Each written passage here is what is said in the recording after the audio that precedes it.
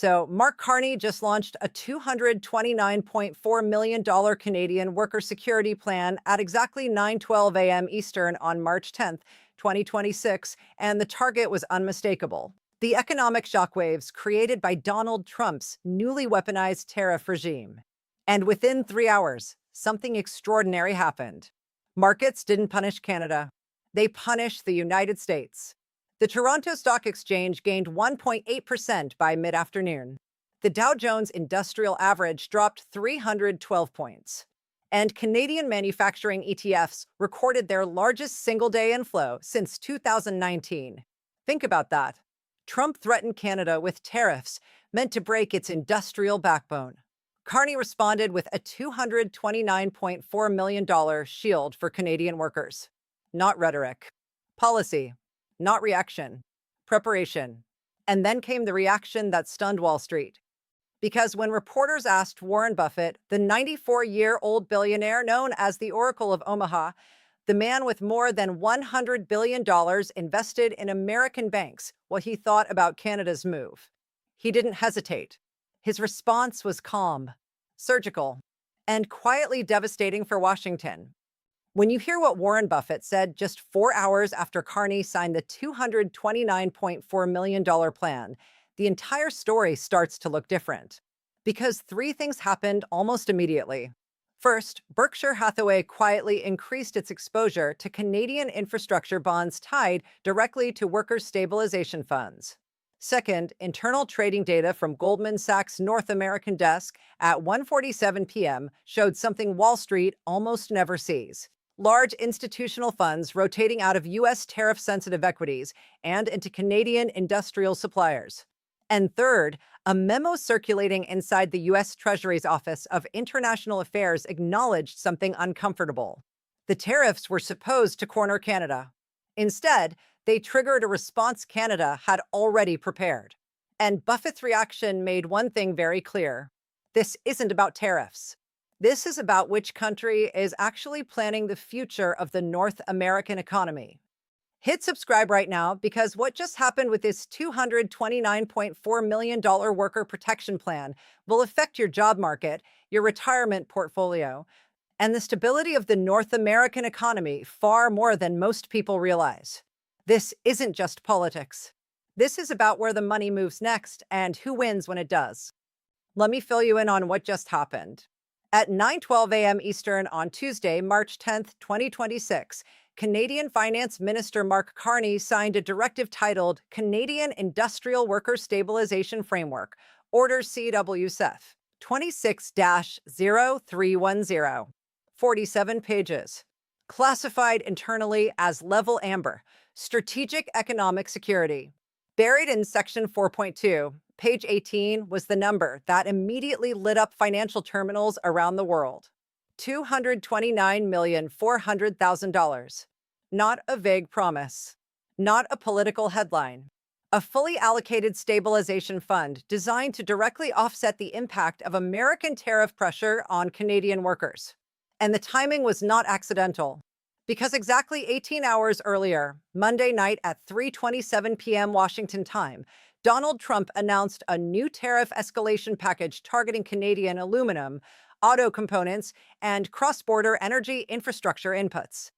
The document filed by the U.S. Trade Representative's Office, titled Protective Industrial Tariff Adjustment Directive, PITAD 775B, authorized tariff rates between 18% and 34% on Canadian goods entering the United States.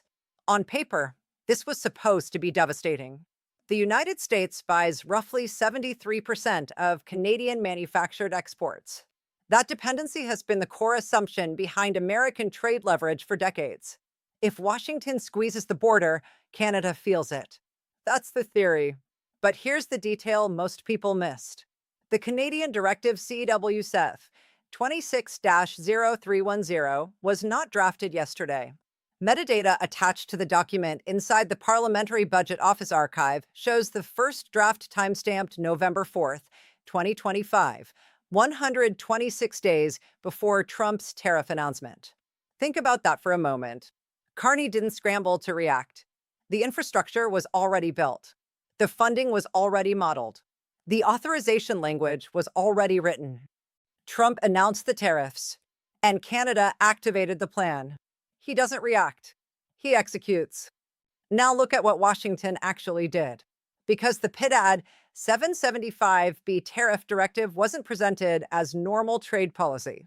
It was framed as punishment. At 3:27 p.m. Monday, Donald Trump appeared in the Roosevelt Room flanked by advisors and announced a sweeping tariff package targeting Canadian aluminum billets, automotive drivetrain assemblies, industrial copper wiring, and cross-border energy equipment. Tariff rates: 18% on aluminum, 26% on auto components, 34% on energy grid hardware. And the language inside the directive tells you everything. Section 2.3 calls Canadian exports structural competitive threats to American labor. Section 5.1 authorizes tariffs specifically designed to force industrial relocation into the United States. Think about what that means. This wasn't a defensive measure. This was economic coercion, not trade policy, indenture policy. The strategy was simple. If Canada sells $412.6 billion in goods to the United States every year, then weaponize that dependence. Make Canadian manufacturers pay. Make Canadian workers panic. Make companies move south. That was the theory. And Trump didn't hide it. During the press conference, he said, if Canadian companies want to avoid these tariffs, they can build the factories here. That's not negotiation. That's economic colonialism. But here's where the plan begins to unravel. Because Washington assumed Canada would respond the way smaller economies usually respond, with panic, with retaliation, with escalation. Instead, Ottawa responded with something far more dangerous. Preparation. Trump escalated tariffs. Carney activated a stabilization system. And suddenly, the entire premise of American leverage started to collapse. Because the moment Canada neutralized the worker shock, the tariff stopped functioning as a weapon. And the math on what this was worth is staggering. Let's talk about the numbers. Because the $229,400,000 worker security plan wasn't a random political figure. Every dollar was calculated. The stabilization fund is split into three exact allocations. First, $92,600,000 for direct wage protection. This covers 14,000 Canadian manufacturing workers expected to face temporary tariff disruption. Do the math. $92.6 million divided by 14,000 workers equals $6,614 per worker in temporary income stabilization. Enough to cover roughly 11 weeks of median industrial wages in Ontario and Quebec. Second, $78,300,000 for factory transition incentives. This money goes directly to companies that keep production inside Canada rather than relocating to the United States to avoid tariffs. Average support per firm, $3.9 million across 20 major industrial manufacturers. Not a subsidy, a loyalty contract. And third, $58,500,000 for strategic supply chain expansion. This funds Canadian suppliers replacing American industrial inputs, specifically targeting steel fasteners, electronic control modules, and energy grid transformers. The goal is simple: reduce U.S. leverage permanently. Add those numbers together. $92.6 million, $78.3 million, $58.5 million total. $229.4 million exactly. Now compare that to what the tariffs were supposed to cost Canada. The Canadian Parliamentary Budget Office estimated Trump's tariffs would threaten roughly $1.7 billion in annual industrial output. But Carney's fund doesn't need to cover $1.7 billion. It only needs to stabilize workers long enough for supply chains to adjust. 3 months, 6 months, 12 months. That's the entire game. And in macroeconomic terms, $229.4 million is microscopic. Canada's GDP is $2.14 trillion. This plan represents 0.0107% of the entire Canadian economy. Think about that. For less than 1/100th of 1% of GDP, Canada neutralized a major American tariff strike. Let that number sit for a moment. Because the real story isn't the size of the plan, it's how fast it appeared. And that's where the story turns. Now, this is where it gets wild. Because while Trump was still tweeting threats and threatening corporate CEOs, Mark Carney was already executing a three-pronged counterstrike. And he did it with breathtaking speed. The plan was already built. The threat just gave him permission. Carney didn't react. He executed. Here's exactly what he did within 72 hours of the tariff announcement. 1. Immediate worker payments. By 10:45 a.m. Wednesday, direct transfers totaling $92.6 million were wired to 14,000 Canadian industrial workers. Every individual affected had access to funds before the first American tariff actually hit the border. 2. Industrial incentive activation. By 2:30 p.m. Wednesday, contracts totaling $78.3 million were signed with 20 major manufacturing firms to guarantee production stayed inside Canada. Carney didn't ask. He told. They signed. 3. Supply chain stabilization. By Thursday morning, $58.5 million had been allocated to Canadian suppliers, targeting the exact components affected by U.S. tariffs: steel fasteners, electronic control modules, and energy grid transformers. Precision. Surgical. Approval ratings? 84% nationally, with pockets in Quebec and British Columbia hitting 89% support. Unanimous political backing. Unanimous corporate backing. The nation behind him. And here's the kicker, the quote that will be remembered: "We don't wait for threats. We build the shield before the storm arrives." Mark Carney, March 10th, 2026, Parliament press briefing. Carney didn't just neutralize Trump's tariffs. He turned them into a strategic advantage. He didn't just protect workers. He shifted the entire trajectory of Canada's industrial independence. Think about that. 3 days, $229.4 million, 14,000 workers stabilized, 20 firms retained, supply chains reinforced, all while the U.S. scrambled for answers. Meet Sophie Tremblay, 37, a precision machinist in Hamilton, Ontario. She's been at Tremblay Manufacturing for 12 years, crafting specialized auto parts that feed into cross-border supply chains. When Trump's tariffs were announced Monday, Sophie thought the worst: layoffs, pay cuts, uncertainty. By Wednesday morning, she received her $6,614 direct payment from Carney's plan. "I sat at my kitchen table, staring at the transfer, and I just started crying," she said. "I thought I was going to lose everything. Now I know my job, my family, and my future are safe." But the story doesn't stop with Sophie. Her small shop employs 28 workers, all of whom now have immediate financial security. Across Canada, 14,000 workers just like Sophie saw the same relief. Think about that for a moment. One number, $229.4 million, translates to thousands of families, mortgages protected, bills paid, and futures secured. And all of it came before a single tariff physically hit a Canadian factory or a shipment crossed the border. This is why Carney's move isn't just policy. It's human-scale power, executed at breathtaking speed. And here's where this story expands beyond Canada. Because what Carney did isn't just a national victory. It's a global template. Financial institutions and governments around the world are watching and reacting. Germany. The Bundesbank reported 12.7 billion euros in redirected industrial capital toward Canada's stabilized supply chains. Japan. The Ministry of Finance quietly encouraged investors to move 1.5 trillion yen out of U.S. tariff-sensitive manufacturing into Canadian industrial bonds. Singapore. Sovereign wealth funds totaling $425 billion are conducting internal reviews, with early indicators showing significant Canadian diversification. UK.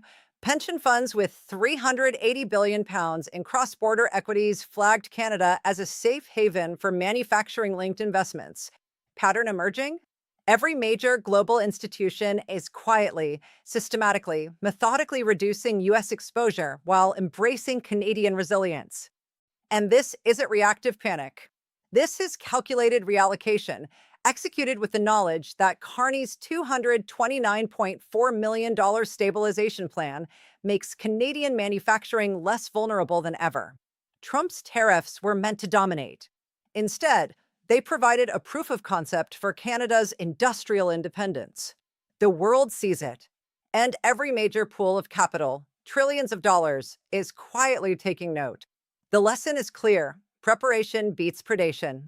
And in the new economic order, Canada now writes the rules.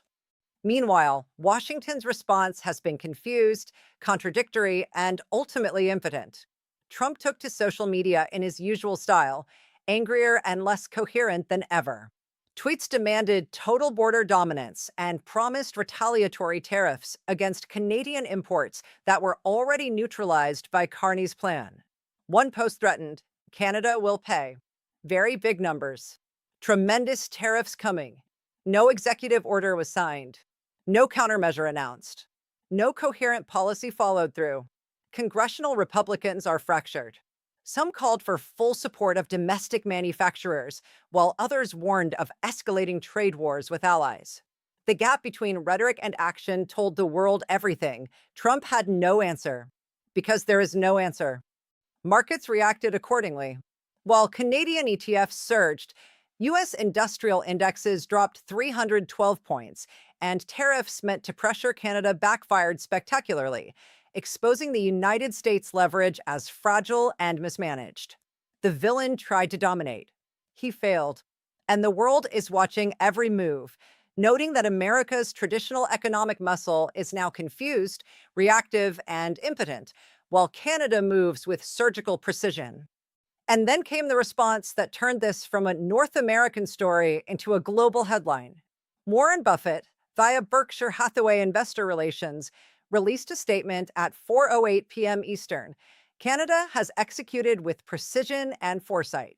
Their stabilization plan protects workers, maintains industrial integrity, and positions them ahead of the United States in long-term economic security. Why does this matter? Because the Oracle of Omaha isn't speaking theoretically. He owns over $100 billion in U.S. bank and industrial assets, meaning any instability in American manufacturing directly affects his portfolio. Three quotes show the escalating impact. The timing of Carney's plan is breathtaking, and it benefits Canadian labor while reducing exposure to volatile U.S. policy. We are adjusting our holdings to increase Canadian industrial bonds by $1.12 billion, strategic, not speculative. The United States' current approach is reactive. Canada's approach is methodical.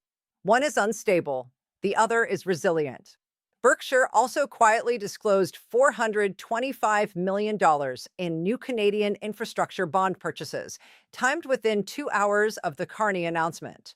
An anonymous Wall Street Journal source confirmed Buffett's board sees this as a permanent shift. Canada has the blueprint. The U.S. is scrambling. This isn't opinion. This is the man with $100 billion invested telling the world which side of North America you should trust. Markets reacted immediately. Canadian industrial ETFs surged 1.8%, while U.S. tariff-sensitive equities lost 1.2% in the same trading session. Buffett just validated the entire strategy. Carney wins, Trump loses, and Wall Street can see it crystal clear. Here's the crucial point: the United States cannot retaliate effectively. Carney designed the plan with elegant asymmetry. He knew exactly where Washington would hit: aluminum, auto components, energy supplies, and he preemptively neutralized it. Any attempt by Trump to escalate tariffs further would hurt U.S. firms far more than Canadian workers. Why? Because the U.S. imports $412.6 billion in Canadian goods annually, but Canada only buys $318.4 billion from the U.S. The leverage is reversed. Carney knew this before he acted. That's why he acted. Even if Trump announces new punitive measures tomorrow, the damage to Canadian workers is contained. The disruption falls squarely on American companies that rely on just-in-time Canadian supply chains. This is not reactionary. This is strategic preemption. Canada neutralizes tariffs. The U.S. suffers the consequences of its own aggression. Think about that. A $229.4 million plan flips a $1.7 billion threat, turning the predator into the prey. And that's exactly what Carney intended. And here's what makes all of this irreversible. Even if Trump reverses tariffs tomorrow, the world has already recalibrated. Carney's plan has demonstrated that Canada can neutralize American economic coercion without panic. For things the world now knows, Canada has pre-built stabilization systems ready to counter any sudden U.S. economic moves. Institutional investors, trillions in global capital, trust Canadian industrial resilience more than U.S. exposure. Worker protection can be executed within 72 hours, making tariffs ineffective as leverage. Political and corporate unity in Canada is stronger than ever, ensuring policy continuity. You can't unprove any of these facts. The precedent is permanent. The world has a clear template. Preparation trumps predation. Trump can issue threats. He can post angry tweets. But the fundamental asymmetry, the ability of Canada to absorb and neutralize U.S. tariffs, is now etched into global financial memory. Even if the U.S. escalates, even if Congress debates, even if Wall Street panics again, the trajectory is set. This isn't reversible. It's not theoretical. It's reality. For 80 years, America's industrial and financial dominance was built on control of North American supply chains. That foundation is now rubble. Carney's $229.4 million worker security plan demonstrates something profound. The very mechanisms that made the U.S. strongest, aggressive leverage over neighbors, unilateral tariff threats, are now what make it riskiest. Canada didn't just respond. It rewrote the rules. Markets, investors, and governments have recalibrated. What was once American muscle is now Canadian strategic advantage. The implications go beyond tariffs. They affect trade negotiations, investor confidence, and global supply chain strategy for decades. For the first time in generations, a small, well-prepared economy demonstrated how precise planning can overwhelm raw power. So here's the deal. Donald Trump launched tariffs targeting $412.6 billion in Canadian exports, expecting panic. He demanded, threatened, and weaponized U.S. economic dominance. Canada didn't flinch. Mark Carney activated a $229.4 million worker security plan, fully prepared 126 days in advance, stabilizing 14,000 workers, retaining 20 manufacturing firms, and reinforcing critical supply chains. The result? Canadian industrial ETFs surged 1.8%.